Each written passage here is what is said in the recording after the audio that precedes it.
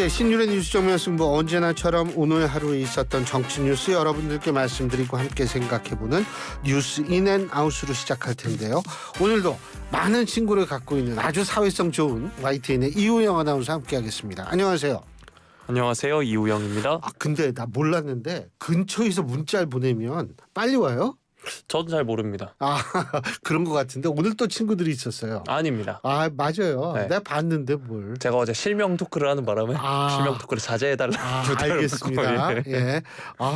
참 예. 친구가 보니까 많아. 오늘도- 원래 친구들이 많았어요. 중고등학교 다닐 때도. 예, 저는 반장을 놓친 적이 없기 때문에 그렇습니다. 그 학교 참 특이한 학교네. 그리고 저는 그 모든 학창 시절, 대학교 포함해서 네. 교수님과 선생님의 성대모사를 담당했던 친구이기 때문에 그렇구나. 친구... 그러니까 선생님들하고 교수님들은 굉장히 싫어했겠네. 예. 야, 쟤 좀 어떻게 안 되냐? 뭐 이렇게 일이 그런 얘기 들으면서 여태까지 살았군요. 네. 그러니까 실제로 이제 스승의 날이나 혹은 만우절 때 이제 교수님이나 선생님 성대모사를 하면서 이제 제가 들어오고 이제 친구들이 속는 그런 사례가 그랬구나. 심지어 제가 군대 훈련소에서도 그런 행동을 하다가 아주 조교에게 걸려서 얼차려를 엄청난 고초를 당하는. 예, 그렇습니다. 네. 근데 그때 군대에서 뭐 때리진 않았죠 그때 이우영 아나운서 형. 그러니까 그 얼차려라고 하죠. 네, 그걸 이제 얼차려. 당했어요. 사실 우리 나이 정도 되는 분들 뭐 전뿐만이 아니고 모든 분들이 이 중고등학교, 초등학교, 중학교, 고등학교 때 다 엄청 맞으면서 다녔거든요. 선생님들한테. 그러니까 우리 지금 만일 그런 우리의 그 과거의 어떤 그런 이 체벌을 당하면 아마 그 선생님들 당장 신문에 나올 거예요. 네, 물론 뭐 체벌 뭐라 그러죠? 좀 그런 행동 체벌이죠, 뭐. 그 좀 훈육? 그렇게 훈육의 과정에서 필요한 상황도 있었지만 옛날에 정말 그 이유 없이 이유도 없고 그런 경우도 있어서 정도도 심했어요. 심한 경우가 있었어서 참 그 선생님들 전 고등학교 선생님들 대부분 또 생존에 계세요. 네. 가끔 찾아뵙는 분도 있고. 그 어떤 학생이셨나요? 저요? 뭐 재수 없는 학생이었죠. 그 얘기 들으려고 했던 거 아니에요?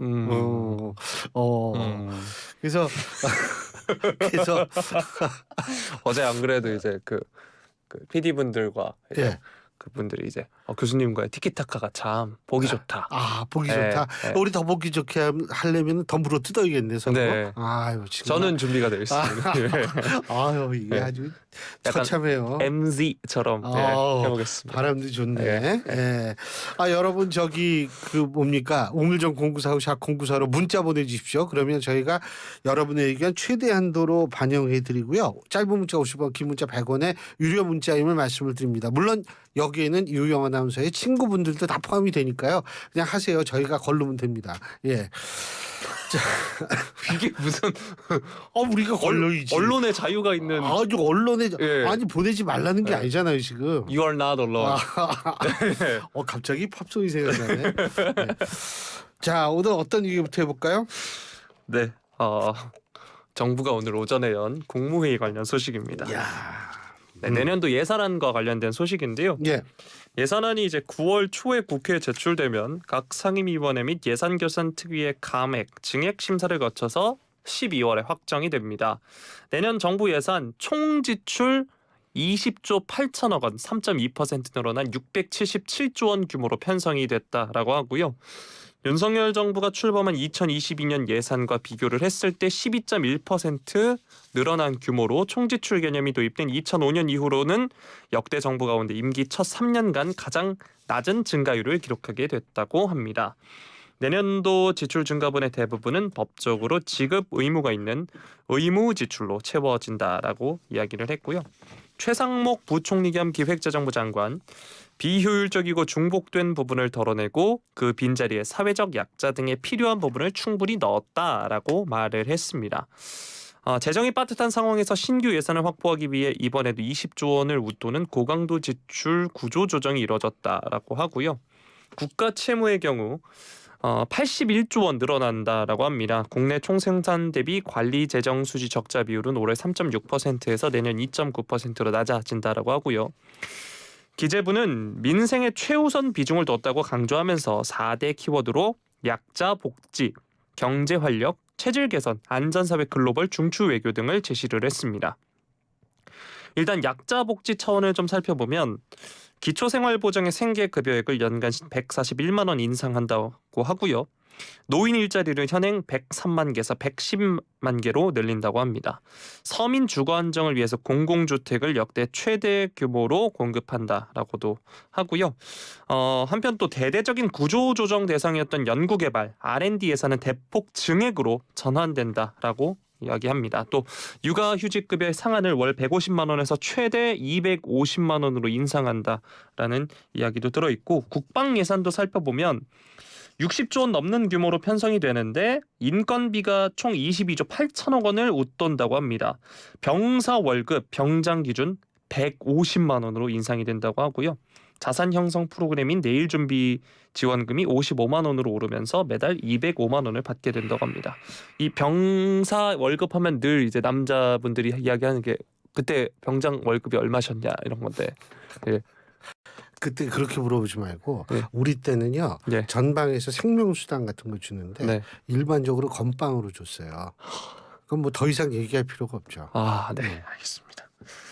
네, 윤석열 대통령도 이와 관련 국무회의를 주재한 자리에서 이야기를 했는데 앞서서 말씀드렸 이런 예산안 세부 항목을 직접 소개하기도 했습니다. 다가올 미래를 대비하는 일도 빈틈없이 추진해 나갈 것이다라고 이야기했고 저출생 문제 해결을 위한 예산 편성을 강조하기도 했습니다. 또 소상공인을 위한 맞춤형 지원 예산도 설명을 했고요. 조금 전에 말씀드렸던 군 복무와 관련해서 군 장병의 처우를 개선하고 국제 무대에서 우리나라의 위상을 높이기 위해 글로벌 중추 외교를 적극 지원하는 한편 북한 이탈 주민을 보호 지원하기 위한 예산안도 내년도 예산안에 반영됐다라고 소개를 했습니다. 3년 연속 고강도 긴축에 들어갔다라는 정부 예산안인데 이 소식 뉴스인 부탁드리겠습니다. 근데 갑자기 생각하는데 지금 잘하면은 이 병장 월급이 200만 원 된다는 그 보도를 봤어요. 예? 그런데 하사관 월급이 200이 안 되거든요. 예? 그러면은 이게 어떻게 돌아가는 건지 이게 참 그렇죠. 예? 그래서 제가 이제 생각하는 거는 뭐냐면 다 좋은데 일단 제가 잘한 거부터 말씀을 드릴게요. 이 정부가 지금 잘 못하는 것도 많아요. 근데 잘하는 것 중에서 몇 개가 있는데 그 중에 하나가 이 긴축 재정 유지하는 거. 그리고 두 번째는 연금 개혁하겠다고 나서는 것. 이 두 가지의 공통점이 있어요. 이게 대통령 지지율은 역방향으로 끌어들이는 겁니다. 전부. 그러니까 지난번에 제가 한번 말씀드린 적이 있는데 보통 선거 때 되면 막 돈 풀고 이러거든요. 이 정권 그러지 않았어요. 그런 거는 높이 사줘야 돼요. 그리고 긴축 재정 그러니까 그 연금 개혁 공통점이 뭐냐면 지금 당장은 욕먹지만 장기적으로 정부가 꼭 해야 돼 필요한 일이거든요. 그런 의미에서는 저는 상당히 뭐 이거는 저는 평가를 해줘야 된다라는 생각이 들어요. 물론 다른 거 잘못하는 거 없다는 얘기가 아닙니다. 잘못하는 거 있지만 이런 거는 또 잘하고 있다라고 생각이 드는데 제가 이거 보면서 이제 여러 가지 생각을 좀 했는데 이게 지금 군복무 이 군장병의 처우 개선 당연히 필요한데 중요한 거는 뭐냐면 소위 말하는 이 하사관급들 있죠. 그리고 사실 이 위관급도 마찬가지예요. 이 월급이 너무 작으면 그 소위 말하는 중간 기초간부, 중간간부 이분들이 숫자가 줄 수밖에 없어요. ROTC 해가지고 뭐 장기 복무 안 하고 그냥 중간에 나오면 어떡할 겁니까? 그러니까 그런 것들도 함께 생각을 해야 될 필요가 있지. 좀 균형을 잡아야 된다는 얘기죠. 그런 생각도 한번 해보고요. 또 하나는 뭐냐면 딥페이크 그 인공지능 영상 음성 분석 예산도 신규 편성한다. 좋습니다 이거. 필요하죠. 그리고 미래 이 먹거리 창출에서 굉장히 필요하죠. 근데 자 퀴즈를 안 할게요. 그냥 네. 과방위에 지금 계류돼 있는 AI 관련 법안이나 여러 법안들이 113개예요. 지금 국회 과방위에. 그 113개 중에 지금 다루는 게 거의 없어요. 거기에는 이 AI 관련 AI 기본법 이런 것도 다 포함이 되어 있는 거거든요. 그래서 제가 좀 안타깝다고 생각하는 게 뭐냐면 지금 과방위가 뭐 본인들은 일을 열심히 한다. 근데 우리 국민들이 볼 때에는 일을 열심히 하는지 열심히 싸우는 건지 싸우는 것이 곧 일인지 이걸 잘 구분을 못 하겠어요. 이 부분에 대해서 저는 한 번쯤 좀 고민할 필요가 있지 않을까라는 생각이 든다는 거죠. 다시 말해서 정부의 긴축재정 기조라는 거는 사실 인기가 없고 여러 가지로 참 불만도 많이 나올 수 있는 그런 거지만 하지만 장기적으로 필요한 거라서 이런 것들은 굉장히 칭찬받아야 마땅하지만 중요한 것은 뭐냐면 국회가 그러면 이런 긴축재정 기조에 좀 뒷받침을 잘해줘야 되는데 지금 그렇다고 보기는 힘들죠. 예. 네. 자, 다음 소식 살펴보도록 하겠습니다. 더불어민주당의 이재명 대표 지난 20일 코로나19 양성 판정을 받았죠. 입원한 지 닷새 만인 오늘 퇴원을 합니다. 내일 열릴 최고위원회의를 주재하면서 당무에 복귀할 것이다. 이런 이야기가 나오고 있는데요. 가장 먼저 챙길 당무는 민생 문제 해결이 될 것이다 라고 합니다.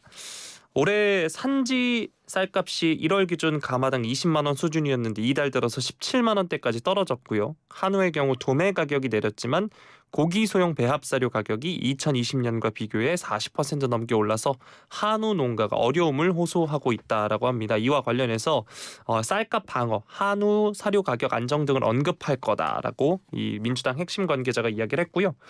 이번 기간에도 또 의료대란 대책 특별위원회 구성을 지시하는 등 민생 현안에 방점을 두고 현안을 챙겨왔다라고 합니다. 지난 전당대회 기간에는 먹사니즘을 키워드로 국민의 먹고 사는 문제에 집중하겠다 이런 의지를 강조하기도 했는데요. 원래 이 회담이 있으려고 했죠. 민주당의 이재명 대표와 또 국민의힘 한동훈 대표 간의 회담.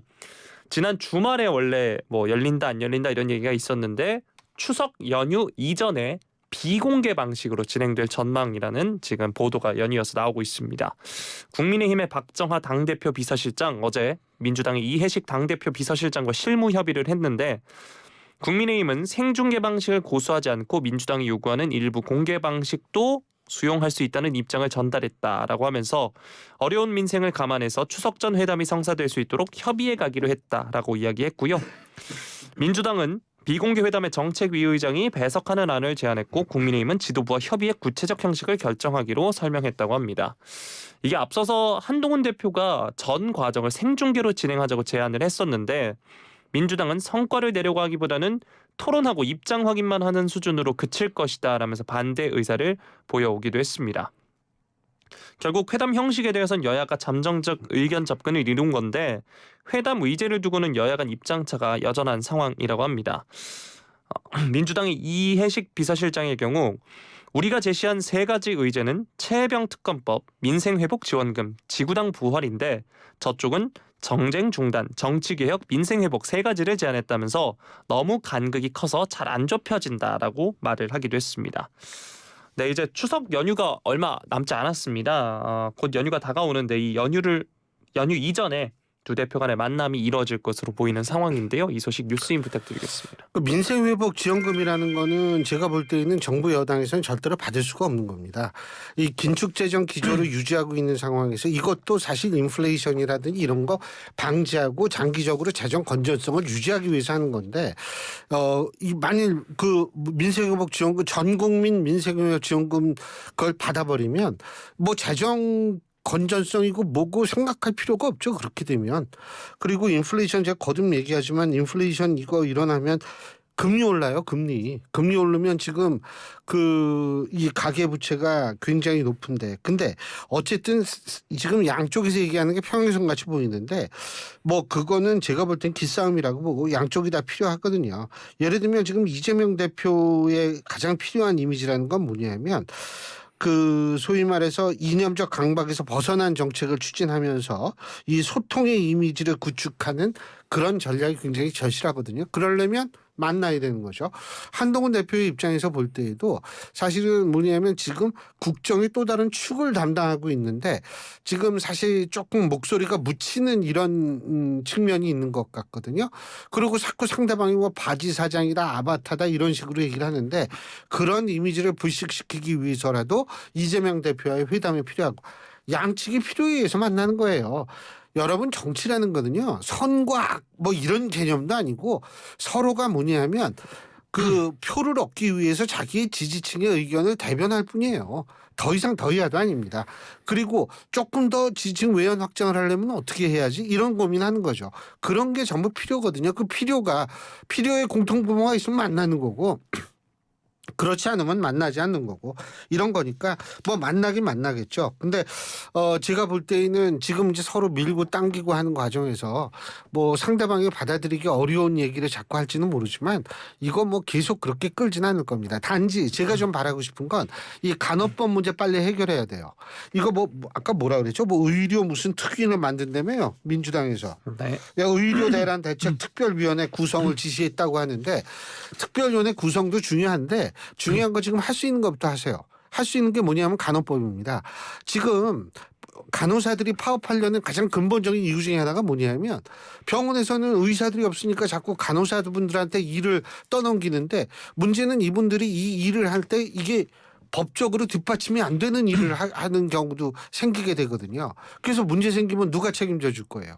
그러니까 간호사분들이 진짜 고생하고 힘들고 얼마나 힘든지를 알고 국민들을 안심시키려면 여야가 빨리 오늘인가 아마 만나긴 만난다고 그러던데 간호법 이거부터 처리해야 됩니다. 그렇지 않으면서 무슨 의료 대란을 뭐를 해요. 이 중요하게 자기네가 할 일은 안 하고 서로 이제 상대방한테 책임 떠넘기고 피해는 국민이 보고 그러면 책임 떠넘기면은 그거 뭐 어떻게 됩니까? 그러면 본인들이 진짜 책임이 없다고 국민들이 생각할까요? 자, 정신 차리고 좀 그렇게 했으면 좋겠습니다. 네, 자 다음 소식 살펴보도록 하겠습니다. 국민의힘과 정부 대통령실이 지난 20차 고위 당정 협의회를 통해서 국군의 날 10월 1일에 임시 공휴일 논의를 한 바 있습니다. 여당은 이제 소비 진작과 경제 활성화, 군 장병의 자긍심 고취를 위해 국군의 날을 임시 공휴일 지정을 하자라는 요청을 했고 정부가 이를 긍정적으로 검토하기로 했는데요. 이번 이 국군의 날이 임시 공휴일이 된다면 10월 첫째 주는 9월 30일부터 10월 4일에 빨간 날, 이 개천절로 이어지는 징검다리 연휴가 된다고 합니다. 그래서 직장인 중에 이틀 휴가를 내시는 분이 계신다면 6일 연속으로 쉴 수 있다고 하는데 네, 그래서 이런 이야기가 나오자 여행 업계가 또 분주해졌습니다. 추석 연휴 해외 패키지 예약률이 지난해 연휴 기준 이미 지난해 연휴 기준 90%를 넘어섰다라고 하고요. 만약에 또 한 차례 황금 연휴가 추가된다면 추가 프로모션이나 항공권 확보로 수요에 대응할 방침이라고 합니다. 한편 민주당의 강득구 의원이 어제였죠. 10월 1일 임시공휴일 지정, 한일 합병된 1910년 10월 1일 조선총독부 설립일과 겹치는 것은 우연이라는 제목의 글을 자신의 SNS에 올렸습니다. 국군의 날은 아마 아시다시피 6.25 전쟁 때 38선을 우리 국군이 돌파한 날인데요. 이를 이제 친일 프레임으로 엮으려는 시도다라는 이야기입니다. 강 의원은 당정과 대통령실이 건군 76주년인 오는 10월 1일 국군의 날을 임시공휴일로 졸속 지정한다고 하면서 이 조선총독부 설립일을 지적을 했고요. 정령 정부가 역사 의식이 있다고 할 수 있나 역사적 의의도 고려하지 않고 민간과 기업에 미치는 여파도 부작용이 예상된다라고 말을 했습니다. 이렇게 급하게 샌드위치식으로 공휴일을 지정해 버리는 건 진정 소비 진작, 기업 부담에도 효과가 있는가라고 말을 했습니다. 강 의원의 일련의 발언은 이재명 민주당 그리고 최근 윤석열 대통령은 친일파 명예를 회복시키겠다는 마음으로 김형석 씨를 독립기념관장으로 임명했다. 이 점도 지적을 했고요. 윤석열 정권의 반국가적 행태는 어제 오늘의 일이 아니다라고 하면서 멀쩡하던 육군사관학교 독립영웅의 흉상을 철거하고 뉴라이트 인사들을 기관장으로 임명했다라고 최근에 이런 내용으로 기자회견을 열기도 했습니다. 네, 이런 이 SNS 게시글에 대해서 비판도 이어졌습니다. 국민의힘의 김상훈 정책위 의장, 국군의 날은 6.25 전쟁 당시 이제 국군이 최초로 38선을 돌파해서 진격하는 날을 기념하기 위해 제정된 건데 공상소설 수준의 망상이다라고 말을 했고요. 민주당은 망상 같은 친일 프레임으로 엮으려 한다라고 지적을 했습니다. 또 곽규택 국민의힘 수석 대변인 역시 민주당이 후쿠시마 괴담 선동에 이어서 윤석열 정부의 독도 지우개에 맞서겠다면서 진상조사단을 꾸린다고 하더니 이제는 이 임시공휴일 지적까지 트집을 잡는다라고 지적을 했습니다. 네, 이제 10월 1일이니까 한 달이 좀 넘게 남은 상황인데요. 올해 국군의 날 임시공휴일 지정 움직임에 대해서는 어떻게 평가하시나요? 임시공휴일 지정이라는 것이 이게 조선총독부 설립일과 겹치는 것은 우연이라는 글을 올렸다는 건데 1976년부터 1990년까지 국군의 날은 공휴일이었습니다. 예? 그럼 우리는 그 많은 세월 동안 조선총독부 설립일을 기념한 것은 아니잖아요. 어떻게 이런 얘기를 할 수 있을까 이런 생각이 들고요. 사실 지금 뭐 독도 지우기다 이런 얘기를 하는데 예를 들면 지금 뭐 얘기를 하는 게 이 잠실역과 이 광화문역과 그리고 안국역에 있는 독도문 설치했는데 아직 이태원 역이나 다른 역에 있는 독도 설치문은 그대로 있어요. 자, 근데 설치물 치웠으니까 전제기념관도 그렇고요. 설치물 치웠으니까 이게 독도 지우기다.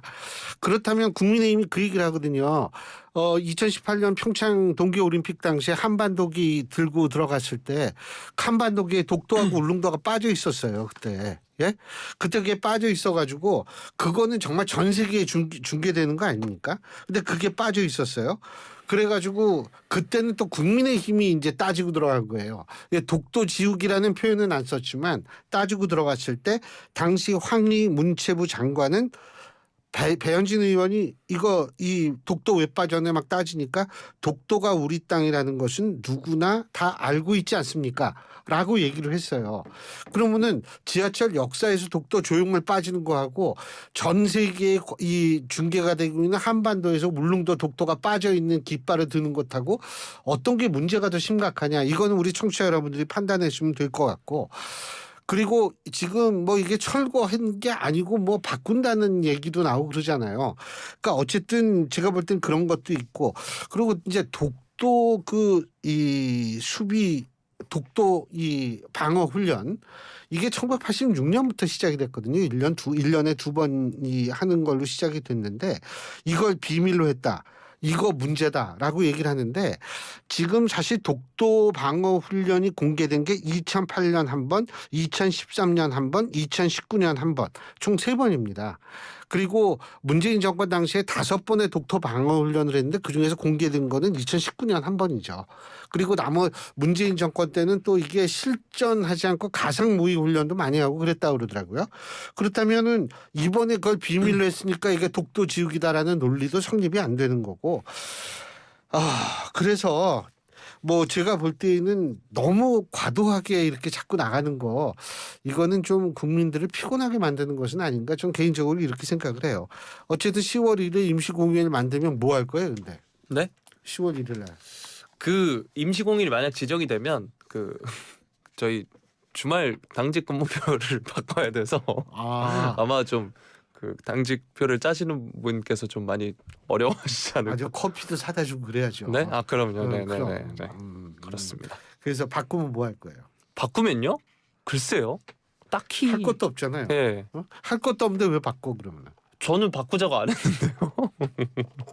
저는 아무 말도 하지 않았어요. 좀 아까 바꾼다는 얘기 아니었어요? 바꾼다는 걸 전 소개하는 역할을 하기 위해 이 자리에 나와 있어요. 그래요? 네. 예. 다음 주제도 재밌네요. 네. 예. 다음 주제 이 관련해서 이게 우리나라 이야기는 아닌데 제가 또 실명 토크를 할 수 없는데 이와 관련된 이야기를 나눈 제 지인이 시작하기 전에 만세부터 하고 해야 된다라고 할 정도로 굉장히 재밌어요. 네. 자, 앞으로 호주에서 이제 일을 하는 근로자들의 경우 근무 시간 이후 상사의 불필요한 연락을 합법적으로 거부할 수 있는 권리를 얻을 전망이라고 합니다. 현지 시각 지난 26일이었죠. 호주 법원은 연결 해제 권리를 법적 권리로 규정해서 근무 시간 외에 상사로부터 오는 불합리한 전화, 이메일, 문자를 무시할 수 있도록 했습니다. 이 연결 해제 권리법 고용주가 근무 시간 이후 근로자에게 연락하는 것 자체를 금지하지는 않는다라고 하는데 다만 직원들에게 거부하는 것이 부당하다고 간주되지 않는 한 답변하지 않을 권리를 부여하는 취지라고 합니다. 이 고용주와 근로자 사이의 분쟁이 해결되지 않으면 호주 공정노동위원회가 개입을 한다라고 하고요. 만약에 이게 명령을 준수하지 않는다면 회사의 경우에는 최대 94,000 호주 달러, 이게 8,400만 원이라고 합니다. 이 정도의 이제 벌금이 주어진다고 하고요. 호주의 노동조합의 경우에는 이 법안을 환영했고, 한편 고용주 단체에서는 생산성에 악영향을 끼칠 수 있다라면서 반발을 하고 있습니다. 이 업무 시간 외에 연락을 금하는 내용의 법안을 도입한 건 호주가 처음은 아니고요. 이와 관련한 비슷한 법률은 프랑스, 그리고 교수님이 잘 아시는 독일, 그리고 라틴 아메리카 20여국에서 현재 시행이 되고 있다라고 합니다. 물론 이 뭐랄까요, 방송국의 경우 근무하는 시간대에 사람들이 정말 다양한 사람들이 몰려 있어서 이게 아마 적용이 좀 어려울 것 같긴 한데, 많은 분들께서 그래도 좀 반기는 이야기가 아닙니까 싶습니다. 아니 근데 예를 들면 이 불합리한 전화, 불합리가 뭐가 불합리해요? 예? 그 누가 결정해? 불합리인지 합리인지? 예? 아니 예를 들면 뭐 공장에 뭐 큰일이 났어요. 막 불이 나거나 뭐 도둑이 들거나 막 이렇게 해서. 그런데 야 이거 잘못하면 8천만 원 넘게 벌금 낸다. 내일 얘기해야지. 그게 왜 그러냐면 급해서 어떤 사람한테 전화했어요. 네. 근데 그 사람이 왜 나한테 얘기해? 나 거기 관련도 없는데, 이렇게 되면 이게 불합리가 될 수도 있거든요. 아 나는 근데 이거 뭐 참 그러네요. 네. 예, 이거 아주 조심해야겠어요. 네. 잘못하면 8천만 원 날라가게 생겼네. 다 우리나라 이야기는 아닙니다. 아 물론 그렇죠. 예, 우리나라 그러면 또 난리가 날 거예요. 예, 근데 어쨌든 뭐 발전적인 방향인지는 잘 모르겠습니다만, 예, 그래서 이런 건 있어요. 우리 과사무실에 계신 분이 있잖아요. 그런 분한테 저는 일과 시간 이후엔 절대로 연락 안 합니다. 아, 좋은 교수님이십니다. 그렇게 해야 돼요, 그거는. 네. 뭐 학교에서 뭐 큰일, 뭐 긴급한 일이 있는 거. 대학원생들 말씀하시는 거죠? 아니요. 행정 보시는 분. 대학원생은 별개인가요? 아니. 나는 모든 일은 난 내가 해요. 네. 그거는 네. 뭐 모든 일이라는 거는, 그러니까 뭐 예를 들면 우리 이 동영상 강의 같은 것도 올리는 것부터 시작해서 그건 모든 제가 하기 때문에 저 시키는 거 없어요. 땀난다 진짜. 야, 막 치고 들어오네 그냥. 아니 이게 제가 주변에 대학원생들한테 들은 게 많아서. 근데 우리 문과 쪽은 뭐 그렇게 심해요. 그렇죠. 네. 네. 이과 쪽이 좀 어떤지 모르지만 지금도 열심히 일하고 계시는 수많은 대학원생을 응원합니다. 네. 오늘 여기까지 하죠. 네. 수고하셨습니다. 고맙습니다. 예, 지금까지 이우영 아나운서였습니다. 대한민국